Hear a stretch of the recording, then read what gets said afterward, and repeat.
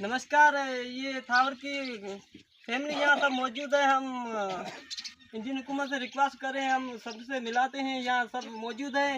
ये खावर की माँ है।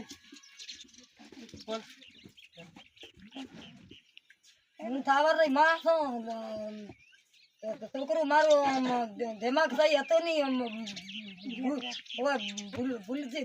भूल में निकली गयो छोकरो मारो इंडिया नहीं ना पाकिस्तान नहीं बॉर्डर क्रॉस करी गयो दिमाग वारो कयो सही न कयो नथी हमो नाटक नाटक था दिमाग यारो सही हम भूल में निकली गयो हमें बताए परेशान थे हमारे फैमिली बताए परेशान